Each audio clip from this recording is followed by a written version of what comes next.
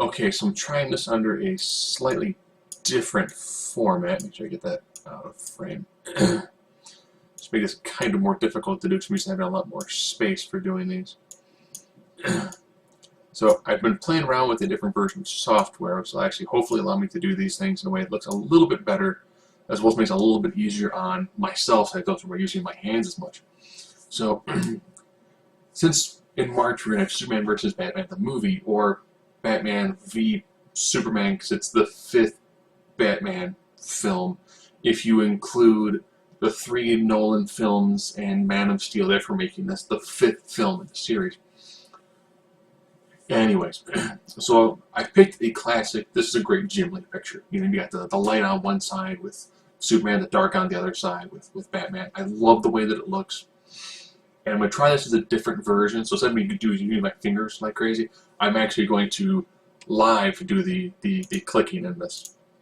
So for those of you who wondered how I've done this in the past, I just have a giant Excel spreadsheet with little X's. So it doesn't look anywhere near as elaborate as people think that it is. I did some background research. I've got a planned out thing on Excel. So this is kind of the way that it looks normally. Just instead of having the edge in the center, it would actually be on the left-hand side with the 2 guys on the right. And as always, there's the 9 character. Hopefully it shows up pretty well on this. I have this one blown out a little more to look a little bit bigger. Hopefully it is more legible than keeping track with using my fingers. So this is Superman. I'm using pre-New 52 versions of both of them, because there's a lot more to them, and they have a better overall understanding of each other. There's also no prep.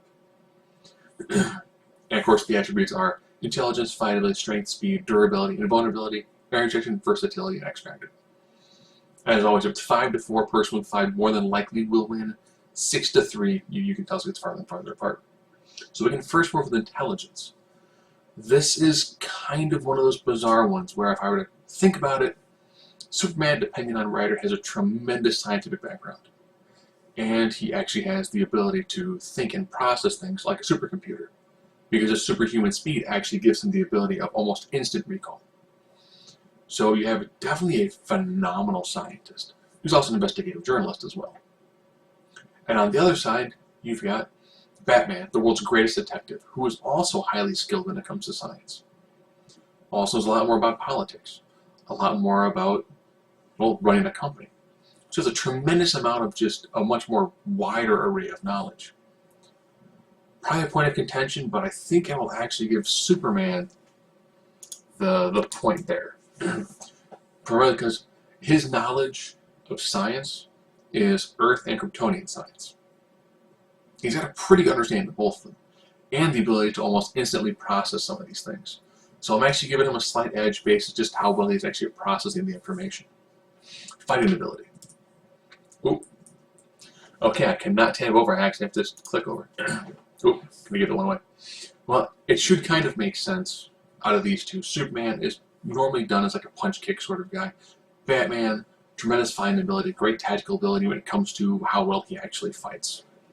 So that one actually kind of makes sense. Wow, I'm going to really be careful. It's going to not jump back and forth as often. Now, at the same time, strength, I don't think we need to go into detail here. Superhuman strength versus the guy who's peak human. Speed, durability. As long as the sun's up, he's recovering. Invulnerability. So Superman's weaknesses, pretty much, it's kryptonite. He doesn't have a true vulnerability to magic, he's just not invulnerable to magic. So magic affects him the same way it affects everyone else. And red solar radiation. Batman, depending on what he's wearing, you know, armor-piercing rounds can kind of do a number to him. Explosives, yep. Fire, yep. He's got a tremendous amount of defense capabilities, but he's nowhere near where we are at the Man of Steel. Energy projection. Here we are at range. Superman, a lot of different things that he can use, but at range, the things they had Superman do with heat vision, combining the telescopic and microscopic effects of it, and he actually found something in Batman's brain, and he went, "You got something. Can you get it out?" He's went, "All right." So he kind of did brain surgery. And he can do that at a distance. So his heat vision alone is a ridiculously powerful ability. And at the same time, he actually did use it in the past to actually deflect the attacks of, wait for it, Darkseid. Yes, they actually had him use his heat vision occasionally to deflect the Omega beams. So that's a tremendous, tremendous knob when it comes to his energy projection. Now, versatility, how many different things do you bring to the table? That's all that dude right there. It's all that utility belt. It's what he's packing right there and all the information he's got up there. So definitely when it comes to that, versatility definitely ends up going to Batman. And X Factor, Batman is the living definition of an X Factor. So what I might end up having to do is I might have to adjust my edges a little bit so when I scoot over it doesn't look as bad. So it actually ends up being a 6-3 fight, which, let's be honest, it's Superman versus Batman.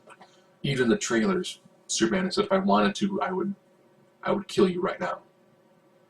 So therefore, leading your inevitable winner, and the way it probably ends up being, this great picture right here that was done by Jim Lee, where it's Superman pretty much holding Batman by the throat, entirely, completely, and totally owning it.